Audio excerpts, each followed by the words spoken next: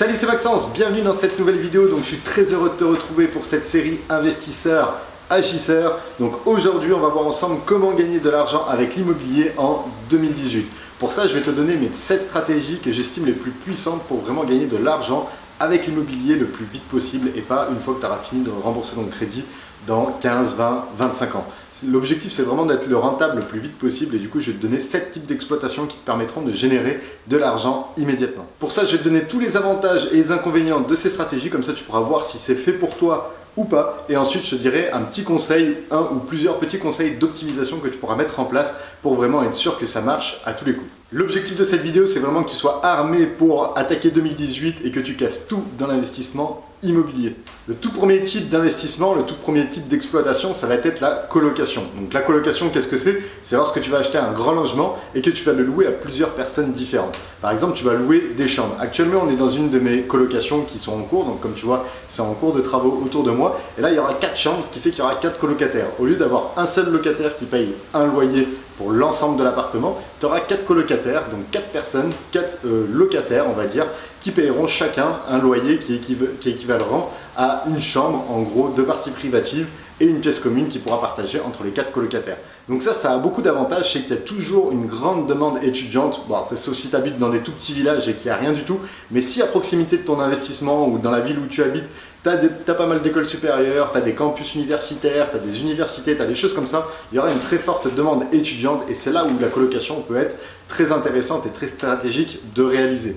Et la demande pour ces étudiants ou même ces jeunes actifs sera toujours d'actualité parce que plus ça va aller, plus le prix de l'immobilier va augmenter, plus le prix de l'immobilier va augmenter, plus les loyers vont augmenter et du coup les personnes auront plus de mal à louer un appartement en son entier et devront partir en colocation. On le voit dans les très grosses villes mondiales où voilà, on voit que le prix de l'immobilier augmente et il y a de plus en plus de jeunes actifs aussi qui sont obligés de partir, enfin d'aller en colocation simplement parce que s'ils loueraient un appartement tout seul, ça leur coûterait beaucoup trop cher. Donc c'est pour ça que c'est très intéressant la colocation.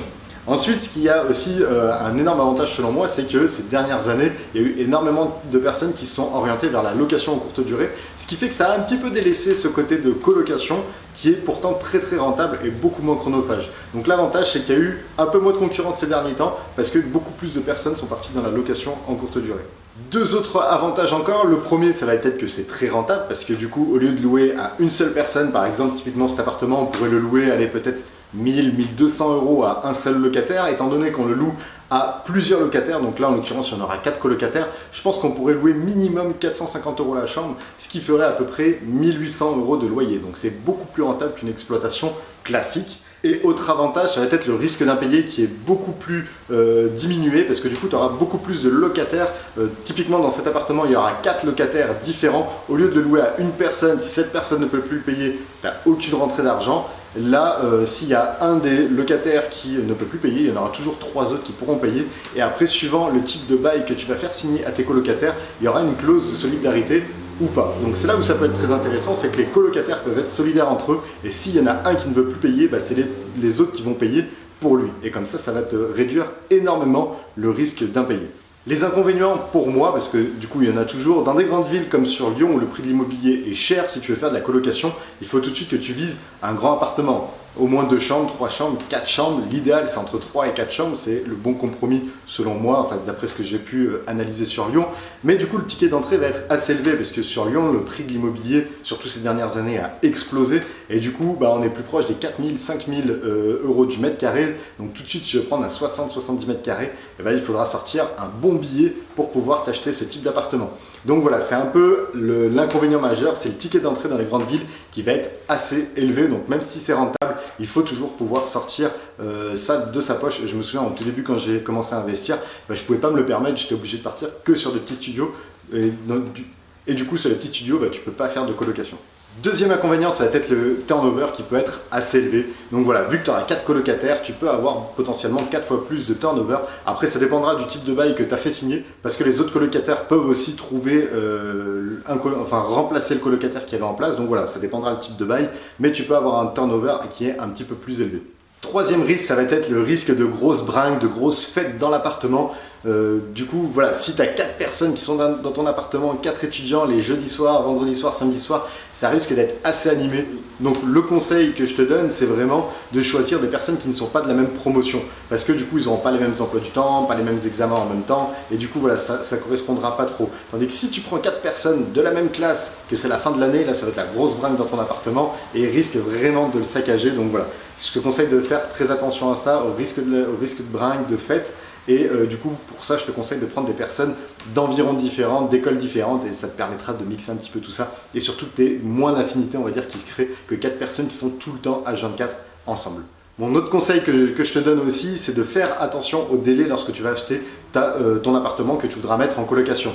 Ce que je veux dire par là, c'est que lorsque tu vas trouver un appartement, il va te falloir à peu près 2 mois, voire 3 mois pour trouver un financement et du coup avoir les clés, signer l'acte final. Et ensuite, si tu as des gros travaux à faire, il te faudra à peu près 2 mois. Donc il va se passer 5 mois entre le moment où tu auras trouvé cet appartement et le moment où tu pourras le mettre en location. Et moi, ce que je te recommande, c'est de faire attention au calendrier, que ça tombe pendant les périodes de transition, pendant les rentrées scolaires.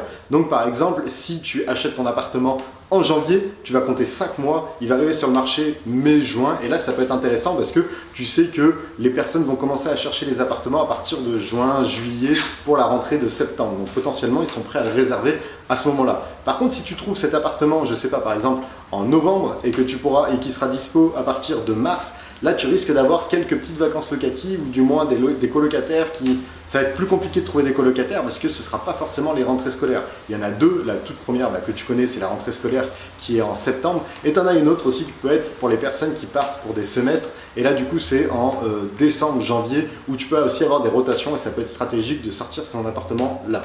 Mais je te conseille de faire très attention aussi à ça, de faire attention au niveau des plannings pour éviter que tu aies des trop grosses vacances locatives, au moins pour débuter ton exploitation. Deuxième type d'exploitation qui va être très rentable pour 2018 et qui va continuer d'être très rentable, c'est de la location en courte durée. Qu'est-ce que c'est la location en courte durée? C'est lorsque tu as proposé un logement à la nuit, à la semaine ou par exemple pour 1 mois ou 2 mais pas plus. Donc des très courtes durées que tu vas louer. Ce ne sera pas des bails, des baux classiques, des baux meublés classiques. Là ce sera vraiment des très très courtes durées. Donc après on en a beaucoup entendu parler ces derniers temps avec Bordeaux, Lyon, toutes ces restrictions qu'ils pouvaient avoir. Mais du coup, moi, j'ai quand même analysé des avantages à ce type d'exploitation. La première, c'est déjà que c'est très rentable parce que voilà, tu vas, au lieu de louer, je dis une bêtise, moi j'ai un studio que j'exploite en courte durée, au lieu que je le loue 500 € par mois à une personne classiquement, je peux le louer jusqu'à 2000 € et faire 2000 € de chiffre d'affaires avec ce studio. Donc après, dans la poche, il va me rester, je sais pas, peut-être 1200, 1300 de bénéfices. Donc c'est là où tu te dis que c'est vraiment, que c'est extrêmement rentable et toujours actuellement, malgré le fait qu'il y ait de plus en plus de concurrence, si tu sais bien te démarquer, ce sera toujours très rentable. Un autre inconvénient, c'est que ça est en train de se professionnaliser. Donc comme je te disais, tu as de plus en plus de restrictions qui commencent à arriver. Mais pour moi, je trouve que c'est un avantage parce que si tu fais les choses dans les règles, du coup, il y aura beaucoup moins de concurrence parce que l'urbanisme commence à être de plus en plus sévère. Donc qui dit moins de concurrence dit que tu pourras louer beaucoup mieux, beaucoup plus cher, étant donné que tu auras beaucoup moins de concurrence qui va tirer les prix vers le bas. Donc pour moi, ça c'est encore un énorme avantage qui est très intéressant. Troisième avantage, ça va être le ticket d'entrée qui est beaucoup moins élevé qu'une colocation par exemple, parce que comme je te disais, moi j'exploite sur un studio et du coup le ticket d'entrée pour un studio est beaucoup plus faible que le ticket d'entrée pour un T3 ou un T4. Donc c'est là aussi où c'est intéressant, c'est que tu peux avoir quelque chose de très rentable pour le moins cher possible à l'achat par rapport à ton marché immobilier. Donc maintenant, place aux inconvénients de la location en courte durée. Donc j'en ai quelques-uns. Le premier, ça va être la réglementation. Il faudra vraiment que tu fasses très attention et que tu fasses tout dans les règles, autant au niveau de l'urbanisme qu'au niveau de ta copropriété, si tu es en copropriété. Parce que voilà, c'est vraiment des choses qui peuvent être déterminantes pour ton business, pour ces locations en courte durée. Et ça peut vraiment, tu peux tout perdre si vraiment tu fais les choses pas comme il faut. Quand je parle de tout perdre, c'est vraiment perdre tout ton chiffre d'affaires. Donc c'est pour ça qu'il faut faire très attention. Deuxième inconvénient, c'est que c'est chronophage, ou du moins au moins au début pour pouvoir lancer la machine. Tu devras suivre un petit peu, peut-être pendant 1 mois, et que les premières rotations se font bien, que le gestionnaire avec lequel tu passes, ça se passe bien, que les femmes de ménage font du bon travail. Donc voilà, ça va te demander un minimum d'implication, du moins au début, et c'est là où il faudra que tu fasses attention parce que voilà, pour lancer la machine, ça va te demander un petit peu d'effort et si vraiment tu n'as pas du tout de temps à y consacrer, je te déconseillerais de partir sur la location courte durée. Tout le monde est parti ces dernières années sur la location courte durée. Il y en a beaucoup qui sont revenus et qui sont repartis en classique, en meublé classique, simplement parce que ça leur demandait trop de temps. Il y avait des personnes qui n'arrivaient pas à bien déléguer. Donc c'est pour ça que je te dis de faire attention à ça, parce que potentiellement ça peut être, il faudra faire vraiment très attention à ça. Troisième inconvénient, c'est que tes apparts s'abîment plus vite. Donc par rapport à une location classique, on va dire, avec un locataire classique, on va pas prendre un locataire extrême qui dégrade tout, mais voilà, quelqu'un qui est un étudiant qui est là pour l'année, ou une étudiante, il va pas forcément dégrader beaucoup l'appartement parce que c'est lui qui va y vivre, et s'il est un minimum propre et s'il est un minimum minutieux, il va faire attention à ton appartement. Alors que des personnes qui vont venir en courte durée, souvent elles viennent pour une nuit, 2 nuits, donc elles font beaucoup moins attention que si c'était chez elles, et du coup c'est là où tu sens que vu qu'il y a beaucoup de passages, vu qu'il y a beaucoup de locataires qui passent et qui repassent, ton appartement va s'abîmer de plus en plus et de plus en plus vite. Donc voilà, c'est ça aussi qui est un inconvénient, c'est que tu devras réinjecter de temps en temps des petits budgets rafraîchissement pour au moins remettre un coup de peinture, revisser des portes, changer un peu de vaisselle, enfin voilà, toutes ces choses-là, parce que du coup ça va se dégrader un petit peu plus vite. Et du coup mon conseil, il est en relation avec ça, c'est de faire des travaux de qualité et d'utiliser de l'ameublement de qualité,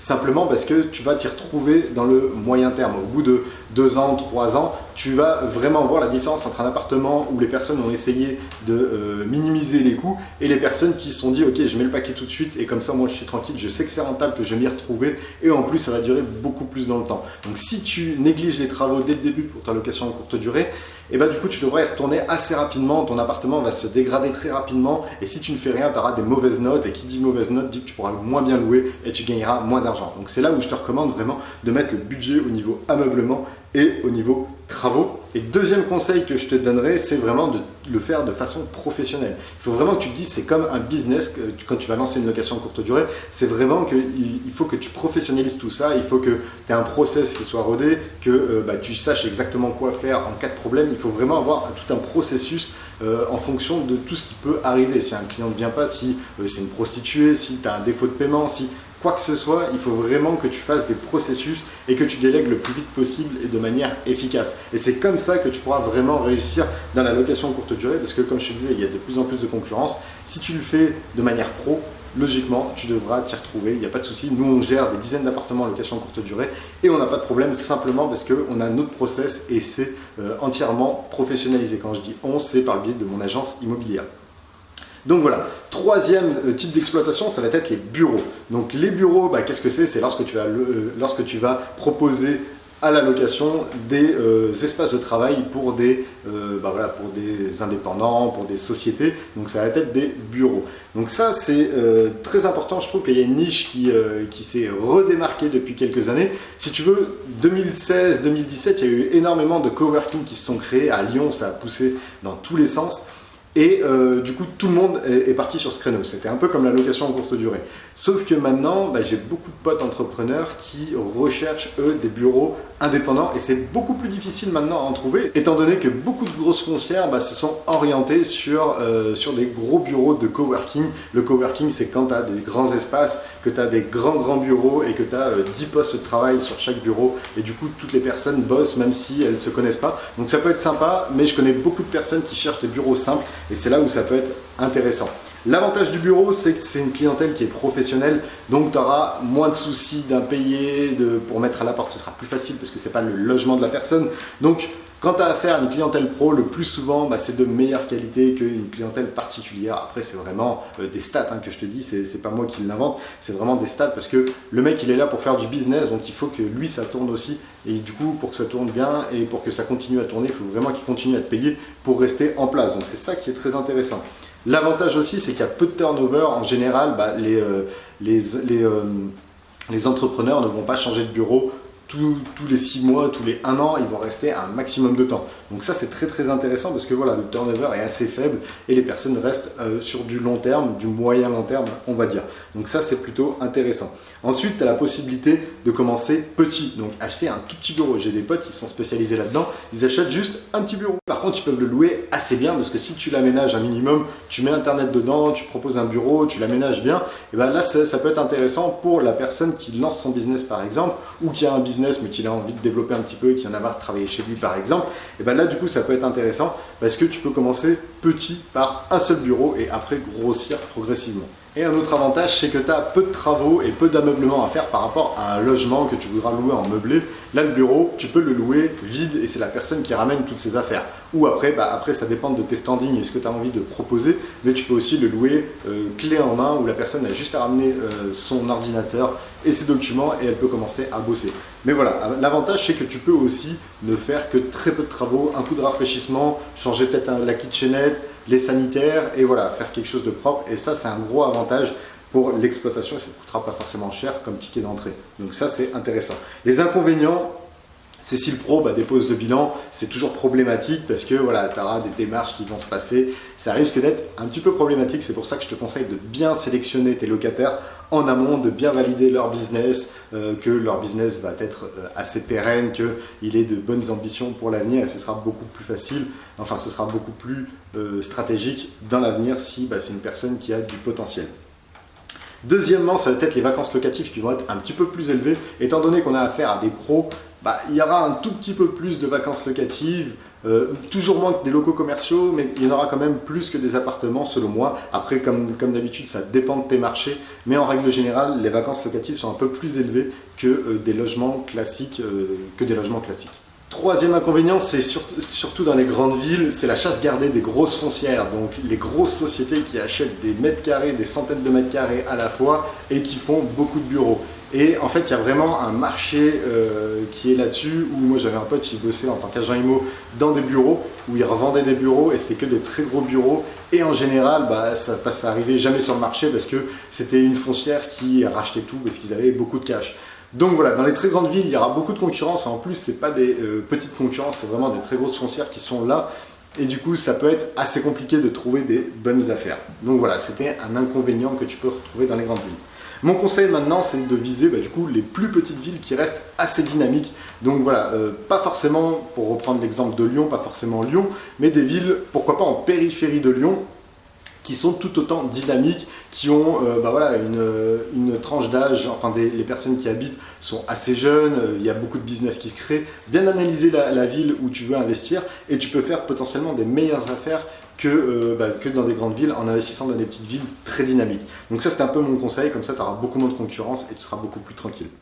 Quatrième type d'exploitation, c'est la division. Donc là, on est sur un projet qui fait 200 mètres carrés.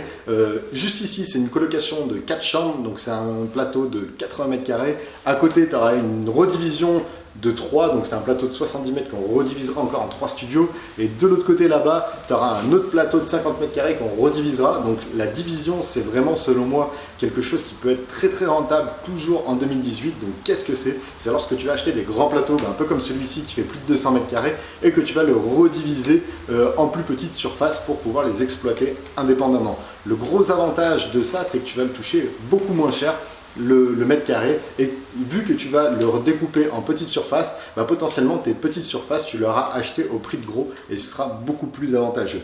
Le deuxième avantage, c'est que tu as un peu moins de concurrence sur les grandes surfaces, sur les grosses choses à diviser parce que techniquement c'est plus compliqué. Donc en termes de concurrence, tu en auras un peu moins que sur un appartement, un studio par exemple. Sur Lyon, les studios, tu as une concurrence énorme alors que sur des plateaux à diviser, tu en as un peu moins quand même et c'est là où ça peut être assez intéressant. La rentabilité locative et patrimoniale sont très intéressantes. Donc voilà, comme je t'ai dit, tu achètes très grand au prix de gros, tu divises, donc tu as des petites surfaces au prix de gros et potentiellement dans 5 ans, 10 ans, tu pourras le revendre beaucoup plus cher parce que tu pourras le revendre en tant que petite surface avec des prix qui sont beaucoup plus élevés vu que c'est des petites surfaces. Et en plus de manière locative, donc la rentabilité locative, tu pourras l'exploiter beaucoup plus cher chaque petite surface et c'est ça qui sera très intéressant. Là par exemple sur Lyon, un 60 mètres carrés pour te donner un ordre d'idée, un 60 mètres carrés tu pourras le louer on va dire dans ce quartier 1000 € grand maximum, mais vraiment grand maximum. Alors que si tu fais 3 appartements de 20 mètres carrés qui sont tout à fait corrects, tu pourras les louer 500 € chaque appart,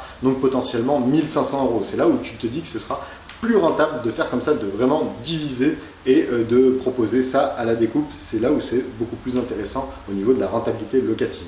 Les inconvénients, du coup, c'est que tu es obligé d'acheter des grandes surfaces, des moyennes grandes surfaces si tu veux vraiment diviser et que ça soit rentable. Du coup, le ticket d'entrée est assez élevé. C'est pour ça qu'il y a moins de concurrence. Mais voilà, c'est un budget à prendre en compte. Après, tu peux très bien faire des divisions de 40 mètres carrés, mais proportionnellement, tu feras des meilleures affaires si tu tapes voilà, des 60, 80 mètres carrés, parce que le prix d'achat sera beaucoup plus inférieur. Un autre gros inconvénient, ça va être les travaux. Tu auras beaucoup de très gros travaux à réaliser et des travaux techniques qui coûtent cher. Par exemple, pour séparer les appartements, tu devras faire des cloisons SAD. C'est des cloisons qui ne laissent pas passer le bruit, c'est des cloisons très spécifiques qui te permettront de bien séparer et de bien diviser les appartements pour éviter que tu aies un maximum de nuisances. Donc c'est là où ça peut être beaucoup plus cher et aussi beaucoup plus technique. Donc c'est vraiment quelque chose qui est à prendre en compte. Troisième inconvénient, c'est les réglementations. Donc les réglementations tant au niveau de l'urbanisme que de la copropriété si tu achètes en copropriété. Des fois, dans des règlements de copro, c'est interdit de subdiviser des biens. Donc par exemple, si tu achètes un appartement, tu ne pourras pas le diviser parce que dans le règlement de copro, c'est interdit. Donc voilà, c'est pur et c'est simple. Il y en a des fois, c'est soumis à des votes, des fois, c'est autorisé d'office parce que tu fais ce que tu veux pour les règlements de copro qui sont un peu plus souples. Mais voilà, en termes de réglementation au sein de la copropriété, ça peut être assez restrictif. Donc je te conseille de toujours faire attention à ça et n'hésite pas à contacter ton syndic si vraiment tu as des doutes sur la faisabilité ou pas. Et tu as aussi des réglementations au niveau de l'urbanisme. Des fois, quand tu vas découper des appartements, et ben, du coup, tu devras des places de parking, tu devras de la compensation, tu devras peut-être des choses en parallèle parce que du coup tu vas créer des nouveaux logements. Donc moi je te conseille toujours de te renseigner auprès de l'urbanisme pour savoir exactement qu'est-ce qu'il faut faire si tu souhaites diviser un bien. Il y a certains secteurs sur Lyon où ça nécessite une place de parking, d'autres non. Enfin voilà, c'est vraiment limite au niveau de chaque rue que ça se détermine. Donc c'est pour ça que toi tu peux pas forcément tout savoir. Donc je te conseille d'aller à l'urbanisme parce que tu as beaucoup de règles et beaucoup de choses à valider en amont.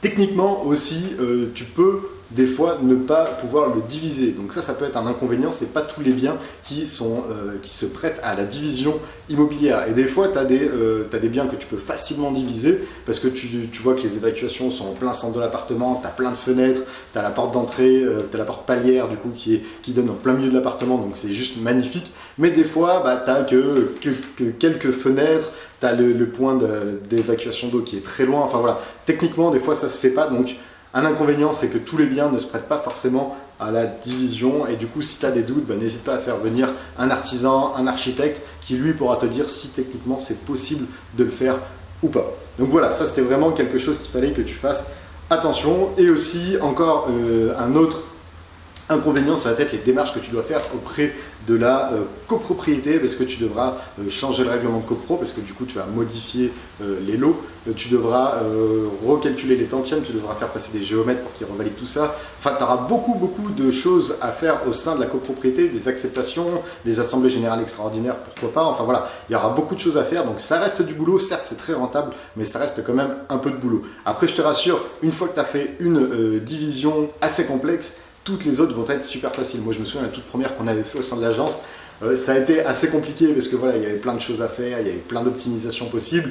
Et maintenant, tu vois, on en fait à l'appel. Là, on a un projet, du coup, on va diviser. Il y aura 6 lots qui vont être créés ici. Donc, bon, plus tu vas en faire, plus ce sera facile, mais c'est du moins au début où ça reste assez compliqué. Donc voilà du coup, et mon conseil c'est toujours de te faire accompagner par les pros de quoi qu'il arrive, donc que ce soit pour les travaux, que ce soit pour l'optimisation des espaces, donc pourquoi pas prendre un architecte si tu fais une division, de prendre des artisans qui ont déjà fait des divisions, parce que tu en as qui vont dire oui je sais faire, mais ils ne savent pas forcément faire les cloisons phoniques, les bonnes cloisons SAD qui séparent bien les lots. Donc voilà, n'hésite pas à demander aux professionnels que tu veux faire travailler s'ils ont déjà effectué ce type de prestations, ce type de travaux de division et si ça a été bien fait. Et s'ils ont des chantiers en cours, que tu ailles voir que voilà, du coup au niveau phonique, c'est bon, tu peux crier un endroit, tu n'entendras pas dans l'autre appart. Donc voilà, je te conseille fortement de te faire accompagner par des pros qui connaissent vraiment ça. Et aussi, mon deuxième conseil qui revient à ce que je te disais tout à l'heure, c'est fais vraiment très attention aux réglementations en vigueur parce que si tu divises alors que tu n'as pas le droit de diviser et que ça part en jugement, tu dois remettre le bien à l'état initial et ça peut te coûter vraiment très très cher en termes de budget de travaux. Donc c'est pour ça, fais vraiment attention à tout ça, fais-toi accompagner par des pros et fais comme d'habitude les choses dans les règles. Donc moi je te le dirai toujours, il faut toujours faire ça dans les règles pour éviter d'avoir le moindre souci. Cinquième type d'exploitation, ça va être l'achat-revente. Donc l'achat-revente, qu'est-ce que c'est? C'est lorsque tu vas acheter un bien et que tu vas le revendre sous une courte durée, donc 6 mois, 1 an, 2 ans, un jour par exemple, et que tu vas le revendre avec une plus-value. Donc c'est ça un achat-revente, c'est tu achètes et tu revends en vue de faire une plus-value. Et ça, c'est pour moi très intéressant parce que tu peux gagner vite une bonne petite somme d'argent, un bon petit pécule assez rapidement en faisant une simple opération. Moi, j'ai commencé, enfin tu le sais sûrement si tu me suis depuis un petit moment, j'ai commencé l'investissement immobilier par un achat-revente parce que du coup, j'avais pas du tout de sous, j'avais que 700 € de côté et c'est cet achat-revente qui m'a fait gagner 52 000 € net d'impôts. Donc c'est ça qui est très intéressant, c'est parce que tu peux attaquer directement dans l'investissement immobilier avec voilà, bam, une grosse somme d'argent, une grosse crédibilité auprès du banquier, parce que quand je suis retourné voir le banquier, j'étais au début à 700 €, c'était le 6e que je suis allé voir, il m'avait financé, je suis revenu à moins d'un an après avec 52 000 €. Là, il m'a accueilli différemment, il a pu me financer beaucoup plus facilement. Et après, je suis même parti voir d'autres banques parce que les banques voilà, me finançaient beaucoup plus facilement. Donc, c'est très intéressant l'achat-revente par rapport à ça, c'est que ça va te permettre de dégager une grosse somme d'argent rapidement. Et si c'est bien fait, une bonne crédibilité auprès du banquier et tu vas vraiment montrer que tu sais ce que tu fais.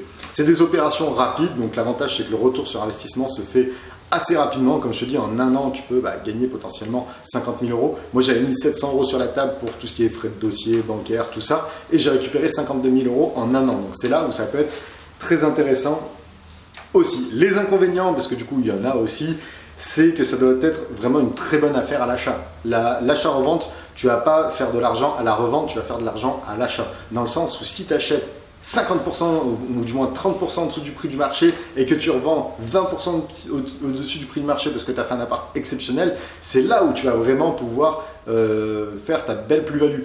Par contre, si tu achètes un appartement au prix du marché, que tu fais des travaux de standing pour te dire « Ok, je vais me démarcher, je vais le revendre plus cher que le prix du marché », eh ben, la revente va être plus difficile, du moins la plus-value, ce sera beaucoup plus difficile si tu l'as acheté au prix du marché parce que potentiellement, si tu rajoutes beaucoup de travaux, si tu rajoutes les frais de notaire, si tu rajoutes pas mal de frais, ça va te coûter de l'argent et tu t'y retrouveras pas forcément à la revente.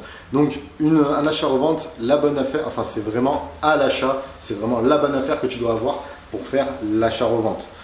Deuxième inconvénient, c'est qu'il faut vraiment que tu connaisses bien ton secteur, bien que tu connaisses le marché où tu vas faire ton achat-revente. Parce que voilà, ça peut varier suivant des villes, suivant des secteurs. Le prix à rénover peut être assez cher parce que les personnes sont très friandes. Enfin, ça dépendra vraiment de ton secteur. Des fois, la différence entre un appartement qui est à rénover et un appartement qui est haut de gamme est pas énorme. Du coup, potentiellement, tu ne pourras pas forcément faire une bonne plus-value. Par contre, si tu analyses bien ton marché, tu vois que c'est un marché où les personnes ne veulent pas se casser la tête, elles veulent acheter du haut de gamme, mais pas forcément rénover, et ça existe. Même à Lyon, il y a des secteurs qui sont comme ça. Du coup, un bien qui sera à rénover sera pas cher parce que personne ne le veut. Et toi, si tu le remets au goût du jour et que tu refais un truc de standing, tu pourras le vendre beaucoup plus cher parce que c'est ce que veut la clientèle locale. Donc, fais bien attention à ça, étudie bien ton marché, étudie bien la clientèle et la clientèle à qui tu vas t'adresser. Troisième inconvénient, c'est que tu ne vas pas capitaliser sur l'avenir étant donné que tu vas faire des opérations assez rapides. Donc c'est aussi à prendre en compte. Après, c'est stratégique, mais voilà, tu ne vas pas faire comme un investissement locatif où tu vas le garder peut-être, je sais pas, 5, 10, 15, 20 ans. Et du coup, tu vas capitaliser sur l'avenir, ce qui fait que si le prix de l'immobilier dans ton secteur va prendre de la valeur au fur et à mesure des ans, et du coup, tu pourras le revendre potentiellement encore plus cher dans l'avenir. Donc, tu vas capitaliser pour l'avenir. Et le fait de faire des achats-reventes, c'est que ça ne capitalise pas pour l'avenir. Donc, ce qui est intéressant aussi de faire, c'est de jauger entre des achats-reventes et des investissements locatifs pour pouvoir faire et de la trésor et capitaliser sur l'avenir.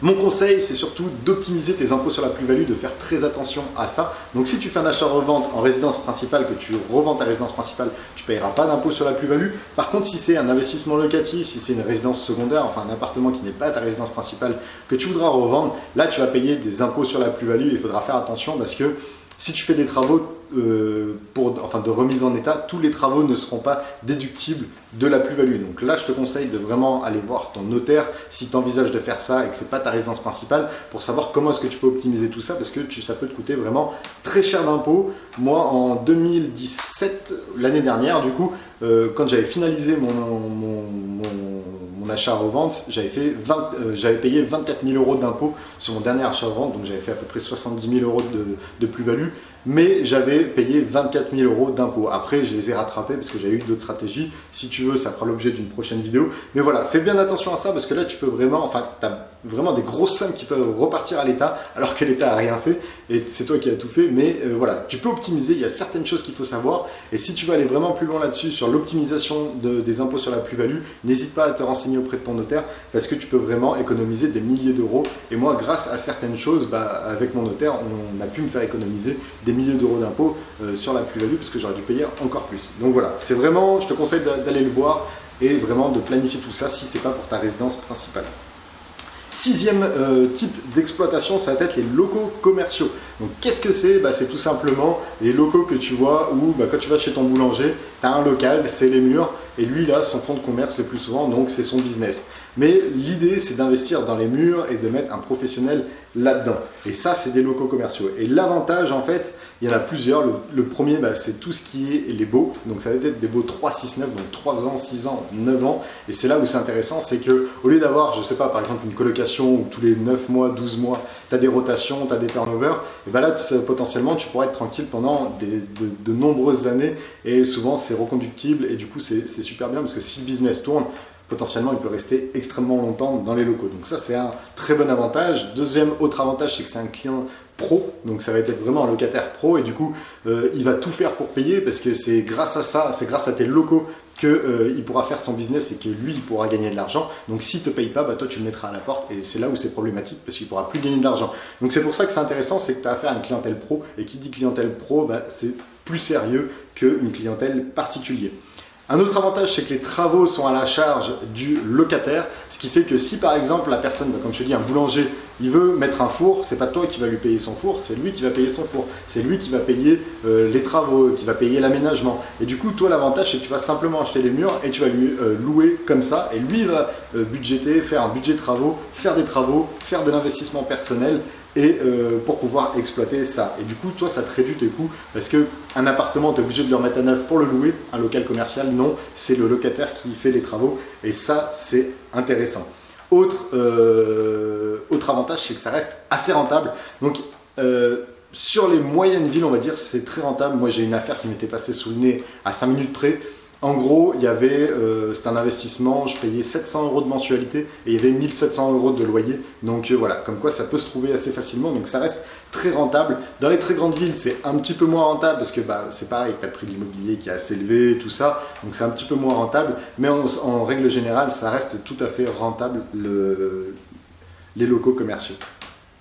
Nouveau avantage encore, c'est que tu peux facturer des pas de porte. Si tu as un emplacement qui est numéro 1 et qui est très prisé, tu pourras faire payer un pas de porte. Un pas de porte, c'est un ticket d'entrée simplement pour qu'il puisse te louer. Donc il va te louer, il va te payer son loyer, mais à l'entrée de la personne, tu pourras lui faire payer un pas de porte qui est le fait qu'il viennent ici et que c'est un emplacement qui est assez premium. Donc ça c'est intéressant parce que ça peut te faire une rentrée d'argent qui est assez rapide et qui est immédiate, et souvent une bonne rentrée d'argent, parce que sur Lyon par exemple, il y a des pas de porte qui sont quand même assez élevés, et c'est là où c'est intéressant.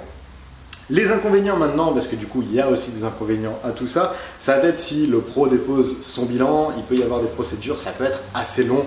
Donc voilà, des fois tu pourras perdre un petit peu de temps, un petit peu d'argent là-dedans. C'est des choses à savoir. Tout ce qui est très rentable, il y a une contrepartie, et ça en fait partie. Ensuite, par exemple, ce que tu peux avoir aussi comme inconvénient, c'est les vacances locatives qui sont plus élevées, un peu comme les bureaux, et d'autant plus dans les locaux commerciaux, parce que les pros qui vont se mettre dans tes locaux commerciaux, sauf si c'est vraiment l'emplacement le plus prisé de chez toi, de ton secteur, là, logiquement, tes vacances locatives ne seront pas élevées. Mais si c'est un emplacement qui n'est pas forcément le plus prisé, et du coup, entre deux locataires, le temps que quelqu'un monte son business, qu'il analyse, qu'il fasse son business plan, qu'il fasse tout ça, il peut y avoir une petite vacance locative entre. Donc c'est bien de mettre de l'argent de côté lorsque tu vas toucher tes premiers loyers de tes premiers locaux commerciaux, que tu les mettes de côté pour prévenir des futures vacances locatives, parce que ça peut être très problématique si tu prévois pas ça. Si tu fais, je sais pas, 12% de renta et que tu crames tous les mois, et que pendant 3 mois, t'as personne, t'as pas de locataire, c'est là où ça peut être délicat. Donc je te conseille de faire très attention et de toujours te budgéter 6 à 12 mois de loyer de côté que tu touches pas, et comme ça au moins tu es tranquille. Tu peux être amené, après ça dépendra de ton secteur, mais comme ça au moins tu es tranquille si tu as des vacances locatives. Mais bon, il faut savoir, il faut que tu l'aies à l'esprit que tu as des plus grosses vacances locatives. Dans les grandes villes, un autre inconvénient, c'est que c'est aussi la chasse gardée des très grosses foncières. Vu que c'est rentable, vu que les emplacements font que prendre de la valeur, vu que sur des très bons emplacements, des emplacements numéro 1, tu as des bons pas de porte, du coup tu as des grosses foncières qui sont là, qui ont beaucoup de cash, et qui ont beaucoup de cash à investir. Et du coup, c'est là où ça peut être un peu problématique, c'est que tu as beaucoup de concurrence. Et moi, lorsque je cherchais des locaux commerciaux, je ne cherchais pas sur Lyon, parce que sur Lyon, tu n'avais que les miettes en gros. Je cherchais dans les plus petites villes mais dynamique, très dynamique, il y avait une forte demande dans des quartiers vraiment très ciblés. Par contre, si tu vises des plus petites villes, je te conseille de viser des emplacements numéro 1, et c'est là où potentiellement tu peux faire des meilleures affaires, et c'est là où mon affaire, elle était partie, m'était passée sous le nez. C'était dans une plus petite ville à proximité de Lyon, mais c'était pas dans Lyon même, parce que Lyon même, j'arrivais pas à trouver des biens aussi rentables. Mon conseil, ce que je te recommande, enfin vraiment mon conseil que je te donne, c'est d'éviter les baux précaires. Donc les baux précaires, c'est des baux de 1 an. C'est lorsque une personne va lancer une activité qu'elle n'est pas très sûre, eh ben, elle peut demander à signer un bail précaire. Et le bail précaire, c'est 1 an reconductible 3 fois, donc jusqu'à 3 ans. Et après, si ça marche, eh ben, ça va repartir sur un bail 3-6-9.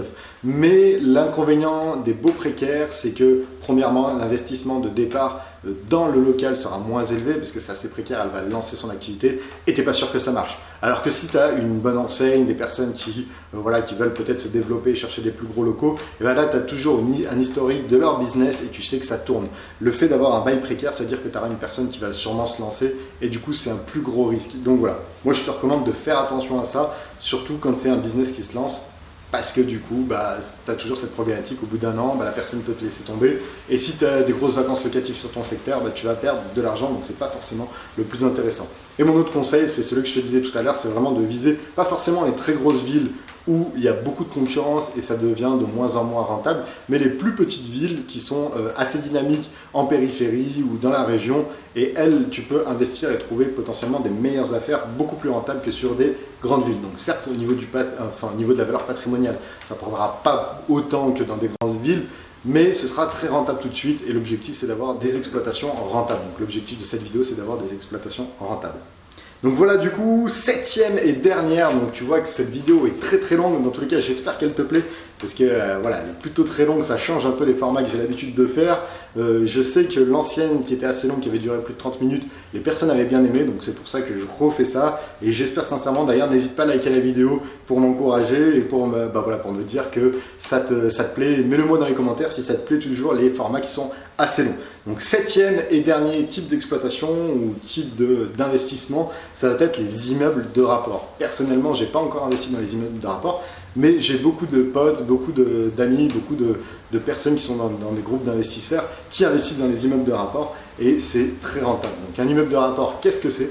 C'est tout simplement lorsque tu vas acheter tout un immeuble. Au lieu d'acheter un appartement au sein d'un immeuble, tu vas acheter l'immeuble en son entier ou tu vas acheter un bien immobilier que tu vas diviser et ça va te faire un immeuble de rapport. Donc l'immeuble, le gros avantage de ça, c'est que tu vas diviser les risques parce que tu n'auras pas, un peu comme les colocs, tu n'auras pas un locataire pour la surface, tu auras plusieurs locataires pour plusieurs petites surfaces. Et l'avantage de ça, c'est que tu vas diviser tous les risques.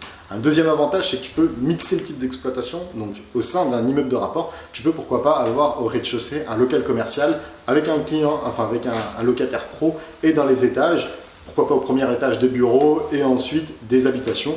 L'avantage, c'est que ça te permet de mixer et du coup de diviser encore plus les risques que si tu n'as que de l'habitation, par exemple. Un autre avantage, et pas des moindres, c'est que tu es le seul maître à bord, tu dépends de personne. Si tu as envie de faire quoi que ce soit dans ta copropriété, entre guillemets, si tu as créé une copropriété ou du moins dans ton immeuble de rapport, tu pourras faire ce que tu veux. Si tu as envie de péter un appartement, tu pourras péter l'appartement. Si tu as envie de faire des grands appartements ou plein de petites cages à poules, tu pourras faire ce que tu veux parce que tu seras le seul maître à bord. Donc c'est ça qui est très intéressant, c'est que tu feras vraiment ce que tu veux. Si tu n'as pas envie de faire des travaux de façade, sauf si la mairie te l'impose, mais sinon, tu ne seras pas obligé de le faire. Si tu as une fuite dans la toiture et que tu n'en as rien à faire et que tu n'as pas envie de faire les travaux, tu les feras pas. Après, c'est à toi de prendre les risques, mais voilà, l'avantage, c'est que tu décides ce que tu fais dans ton immeuble et ça, c'est intéressant. Tu ne dépends pas d'une copropriété et d'un ensemble de copropriétaires. Les inconvénients maintenant, c'est en fonction du marché. Sur Lyon, les prix des immeubles sont extrêmement chers, donc le ticket d'entrée est très élevé. Après, dans des villes avoisinantes, ça reste quand même assez élevé. Et pour avoir un immeuble de rapport pas cher, il faut vraiment que tu vises des petits villages ou du moins que tu trouves une excellente affaire. Mais le plus souvent, si tu vas viser des plus petits villages, et potentiellement un petit peu moins actif. Donc voilà, c'est des choses à savoir. C'est pour ça que je ne l'ai pas encore fait, parce que je préfère avoir un budget plus conséquent et acheter un immeuble dans une ville qui est assez dynamique et pas des petits villages parce que j'ai toujours un peu cette crainte que ça se loue un peu moins bien, même si elle n'est pas forcément fondée, parce que j'ai des potes qui ont beaucoup d'immeubles, enfin beaucoup d'immeubles de rapport dans des petits villages. Mais voilà, pour moi, je me suis dit, je préfère avoir un ticket d'entrée un peu plus élevé pour avoir mon immeuble dans une bonne ville assez dynamique, plutôt que d'acheter dans des petits villages. Donc ça, c'est un inconvénient, c'est que le ticket d'entrée, il est assez élevé suivant là où tu vas investir.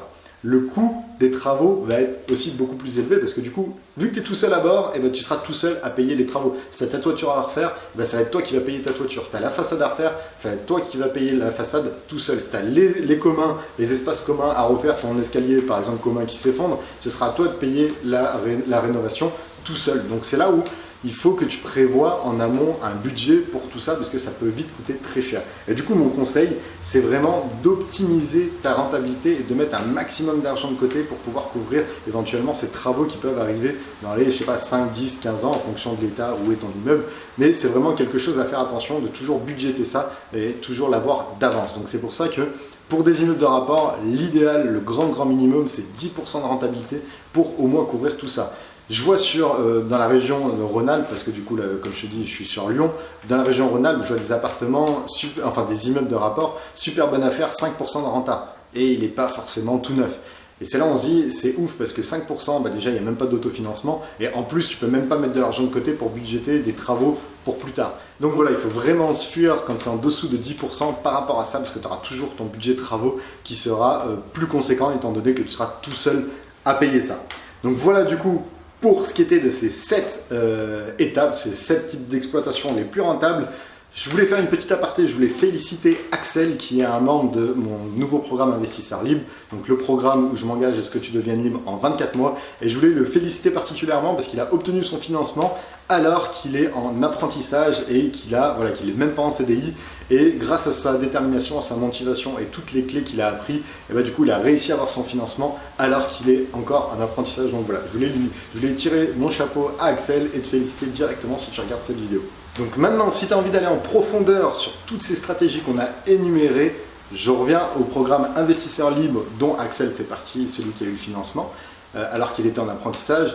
Il y a toujours une réduction encore jusqu'à quelques jours seulement de 50% sur l'entrée de ce programme. Je te conseille très fortement de suivre ce programme parce que tu auras accès à un groupe Facebook. Ce sera vraiment un très gros programme de 14 modules où on rentrera encore plus en détail sur tous ces types d'exploitation. Donc si tu es intéressé pour devenir libre, si vraiment tu en as marre de ta situation actuelle, que tu as envie de devenir libre, je te conseille de suivre ce programme. C'est un programme à très forte valeur ajoutée avec un groupe de malade mental. Et si tu veux aller beaucoup plus en profondeur sur les stratégies qui rapportent et pour pouvoir devenir indépendant financièrement le plus vite possible, regarde dans la description, il y aura un lien direct qui t'emmènera sur ce programme et comme ça tu bénéficieras encore des 50% pendant quelques jours, voire quelques heures suivant quand est-ce que tu vas voir cette vidéo. Mais voilà, dépêche-toi, si tu n'as pas encore pris ta place, si tu as envie de réserver ta place pour devenir libre financièrement, c'est le programme qu'il te faut et selon moi, c'est le programme le plus complet qui sera sur l'immobilier. Et en plus, il y a plein de surprises qui vont t'attendre dans ce programme. Donc voilà. Et je m'engage personnellement à ce que tu réussisses en 24 mois et je connais personne qui fait ça, mais c'est simplement que, voilà, avec toutes les personnes que j'ai commencé à accompagner, ça fait 1 an que j'ai la chaîne YouTube Partir de zéro, toutes les personnes que j'accompagne depuis 1 an, il y en a plus de la moitié qui sont quasiment libres en moins d'1 an. Donc c'est là où tu te dis que potentiellement en 24 mois, si tu suis toutes les stratégies rentables, toutes les stratégies qui fonctionnent et que en plus tu es dans un groupe Facebook de personnes qui sont ultra motivées, et ben tu peux avoir des résultats considérables. Moi, il m'a fallu seulement 2 ans pour atteindre mon indépendance financière grâce à un groupe et grâce à des connaissances. Et c'est exactement ça que je veux reproduire dans ce programme Investisseur Libre. Donc si ça t'intéresse, regarde dans la description, il y a toutes les informations, tu peux t'inscrire et réserver ta place encore avec les moins 50%. Sur ce, j'espère que cette vidéo t'a plu. N'hésite pas à la liker, à la partager, à la commenter, à faire ce que tu veux avec. Et moi, dans tous les cas, je te dis à très bientôt pour une prochaine vidéo. Ciao!